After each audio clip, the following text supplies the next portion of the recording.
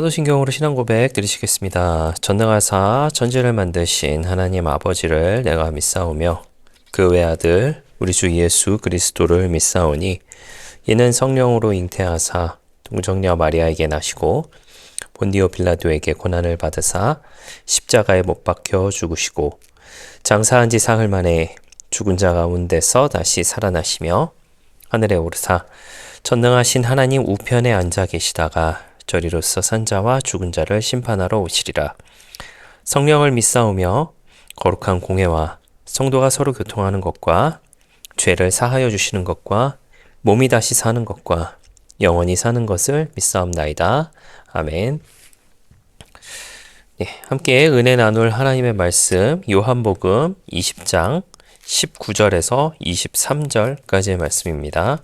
요한복음 20장 19절에서 23절까지의 말씀입니다. 네, 말씀을 읽어드리겠습니다. 이날 곧 안식 후 첫날 저녁 때에 제자들이 유대인들을 두려워하여 모인 곳에 문을 닫았더니 예수께서 오사 가운데 서서 이르시되 너희에게 평강이 있을지어다. 이 말씀을 하시고 손과 옆구리를 보이시니 제자들이 주를 보고 기뻐하더라. 예수께서 또 이르시되 너희에게 평강이 있을지어다. 아버지께서 나를 보내신 것 같이 나도 너희를 보내노라. 이 말씀을 하시고 그들을 향하사 숨을 내쉬며 이르시되 성령을 받으라. 너희가 누구의 죄든지 사하면 사하여질 것이요 누구의 죄든지 그대로 두면 그대로 있으리라 하시니라. 아멘. 오늘 이제 예수님께서 이제 부활하신 후에 이제 제자들 앞에 예수님께서 나타나신 그런 장면을 함께 좀 보고자 합니다. 본문의 말씀은 제가 요한복음을 기준으로 했는데 마가복음과 누가복음 그리고 요한복음에 등장을 하고 있는 내용입니다.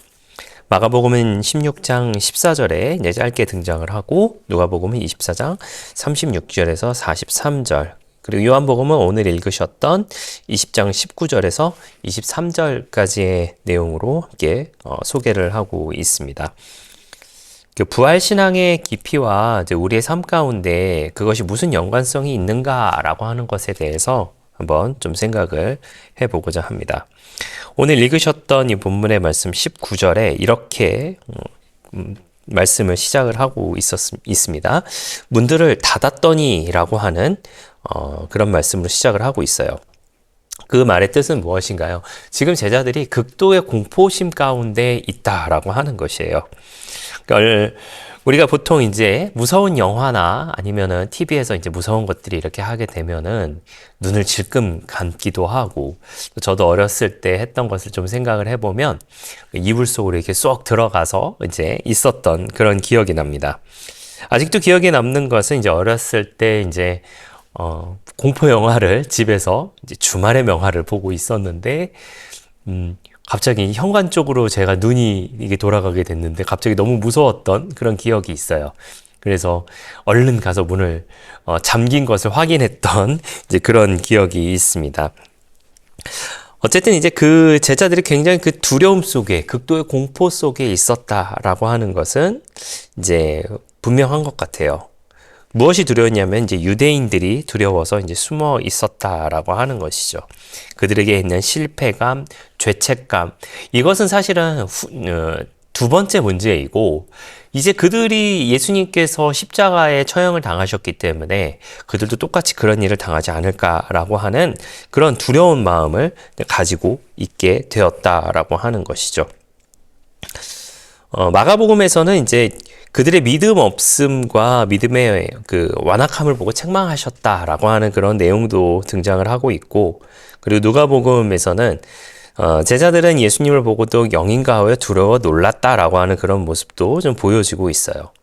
그런 모습들을 보면서 우리가 좀 생각해 볼 것은 부활은 단순한 위로가 아니라 불신앙의 상태를 깨뜨리는 하나님의 계시다라고 하는 것으로 우리가 볼 수 있다라고 하는 것이죠. 내가 하나님을 믿는다, 예수님을 믿는다라고 하는 것은 내가 먼저 시작은 해야 되는 것이지만 그 마음 가운데 정말로 큰 믿음을 세워주시는 분은 분명히 하나님이시다라고 하는 것이죠.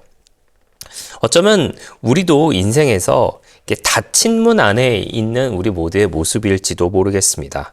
어떤 닫힌 문이냐? 실패의 문이기도 하고, 때로는 두려움의 문이기도 하고, 때로는 이제 관계의 단절이라고 하는 것들을 통하여서 우리도 그런 닫힌 문 안에 있는 것은 아닌가라고 하는 것을 생각을 해보게 됩니다.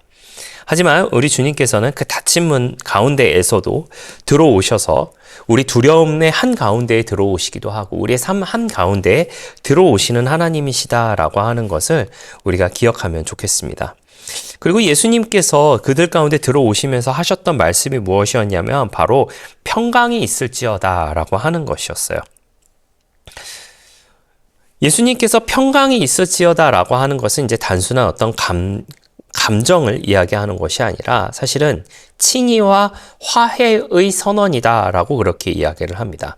자, 이것이 무슨 이야기냐면 지금 제자들이 숨어 있는 이유가 무엇인가요? 유대인들이 두려워서 지금 숨어 있는 것이었잖아요. 유대인들이 왜 두려웠나요?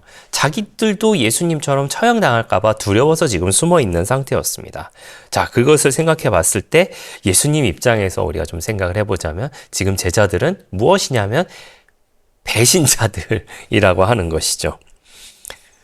예수님을 버리고 예수님을 쫓아다닌다고 하면서 예수님께서 왕으로 세워지시게 되면 한편은 우편에 있겠습니다. 좌편에 있겠습니다. 제가 뭘 하겠습니다.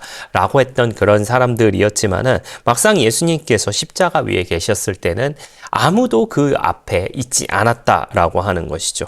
그리고 두려워서 지금 자기의 목숨이 두려워서 지금 숨어 있는 그 상태에서 지금 예수님이 나타나셔서 뭐라고 말씀하신 거냐면 평강이 있을지어다라고 하신 것이에요. 배신한 그 제자들을 향하여서 예수님이 평강이 있을지어다라고 말씀하신 것은 예수님을 버린 사람들이지만 도망간 사람들이지만 부인한 사람들이지만 지금 예수님께서는 정죄하지 않으시겠다라고 하는 그 말씀을 하신 것이다라고 하는 것이죠. 내가 너희를 용서하겠다.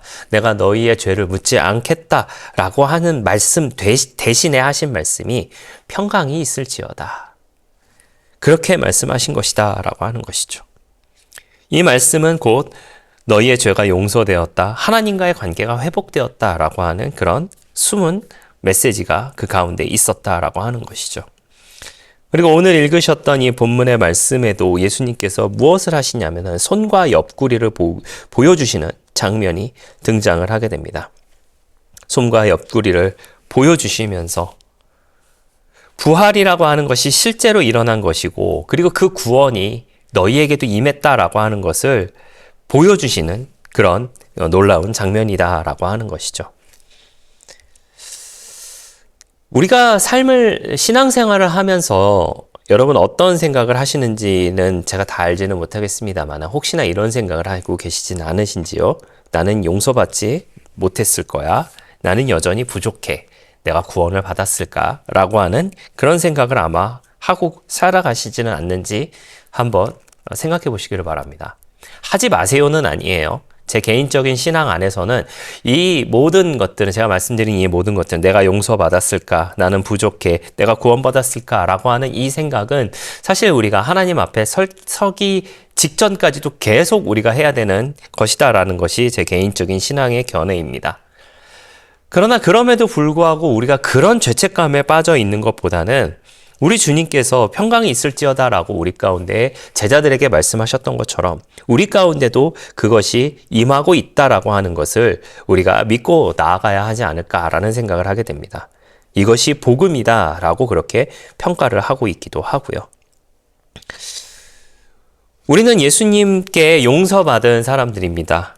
그리고 그 예수님의 용서로 인하여서 또한 우리가 무엇을 해야 되냐면은 보내심을 받은 사람들이 되었다라고 하는 것이죠. 21절 말씀에 예수께서 또 이르시되 너에게 평강이 있을지어다. 아버지께서 나를 보내신 것 같이 나도 너희를 보내노라 라고 말씀을 하고 계십니다. 우리에게 그런 부활의 주님을 전하라 라고 말씀하시는 것이 바로 예수님의 말씀이었다라고 하는 것이죠.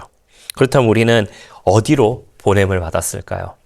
우리의 가정으로 보냄을 받았고 우리의 직장으로 보냄을 받았고 바로 우리가 사회로서 회사로서 보냄을 받은 그래서 우리는 그 모든 곳이 우리의 선교지다라고 하는 것을 기억하는 우리가 되시기를 부탁을 드리겠습니다. 그리고 예수님 이렇게 말씀하시죠. 성령을 받으라 라고 말씀하고 계십니다. 예수님께서 성령을 받으라 라고 말씀하신 이것에 좀 재미난 대비가 있는데 그것이 뭐냐면 창세기에서의 대비입니다. 창세기에서 인간에게 생기를 불어넣으시는 장면이 있습니다.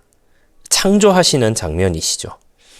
성령을 받으라 라고 숨을 내쉬면서 성령을 받으라 라고 하신 것은 이제 새롭게 되었다 라고 하는 것이에요. 이전의 사람은 지나갔고 새 사람이 되었다 라고 하는 것을 이제 선언하는 장면이다 라고 그렇게 평가를 하고 있습니다. 우리가 이 모든 것을 우리가 가지면서 교회라고 하는 공동체를 또한 이루며 살아가야 한다라고 하는 것이죠. 그런데 그 교회라고 하는 공동체는 어떤 공동체냐면 생명을 전하는 공동체, 그리고 용서를 선포하는 공동체, 그리고 회복을 경험하는 그런 공동체로서 우리가 살아가야 한다라고 하는 것이죠. 이 모든 것들을 통하여서 우리는 제자들의 모습을 통해서 우리에게 어떤 변화가 있어야 하는지에 대해서 보여주고 있습니다.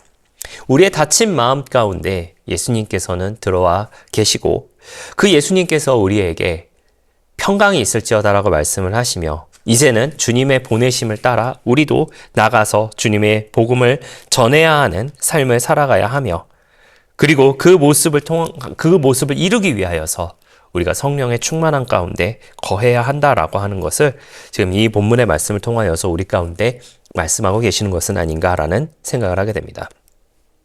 사랑하시는 성도 여러분, 부활하신 주님은 오늘도 저와 여러분 가운데 함께 계시다라고 하는 것을 기억해 주시기를 부탁을 드리겠습니다. 두려움 가운데도 함께 계시고 의심 가운데 함께 계시며 또한 실패 가운데 함께 계시는 주님을 볼 수 있는 우리가 되길 바랍니다. 그리고 지금도 저와 여러분에게 말씀해 주고 계십니다. 평강이 있을지어다. 그리고 이렇게 또한 말씀하시죠. 너를 보내로라. 그리고 성령을 받으라. 네, 이제 우리는 마음의 문을 열고 두려움에서 벗어나 주님의 사명을 함께 이루며 나아가는 우리 모두가 되시기를 예수님의 이름으로 부탁을 드리겠습니다. 늘 평강을 주시는 그 주님을 바라보고 두려움을 떨쳐내며 성령을 받아 주님의 사명을 감당하는 우리 모두가 되시기를 예수님의 이름으로 부탁을 드리겠습니다. 기도하겠습니다. 좋으신 아버지 하나님 감사합니다. 닫힌 문 안에 있는 우리에게 찾아와 주셔서 모든 두려움을 평강으로 바꾸시고 모든 실패를 사명으로 바꾸어 주시는 그 주님께 감사함으로 나아가는 우리가 되게 하여 주시옵소서. 우리 가운데 성령을 부어주셨사오니 그 성령을 맞이하는 우리가 되게 하여 주시고 우리가 세상을 살리는 증인으로 살아가게 하여 주시옵소서. 감사드리며 예수님의 이름으로 기도했습니다. 아멘. 주기도문으로 마치겠습니다. 하늘에 계신 우리 아버지여, 이름이 거룩히 여김을 받으시오며 나라가 임하시오며 뜻이 하늘에서 이루어진 것 같이 땅에서도 이루어지이다. 오늘 우리에게 일용할 양식을 주시옵고 우리가 우리에게 죄 지은 자를 사하여 준 것 같이 우리 죄를 사하여 주시옵고 우리를 시험에 들게 하지 마시옵고 다만 악에서 구하시옵소서. 나라와 권세와 영광이 아버지께 영원히 있사옵나이다. 아멘.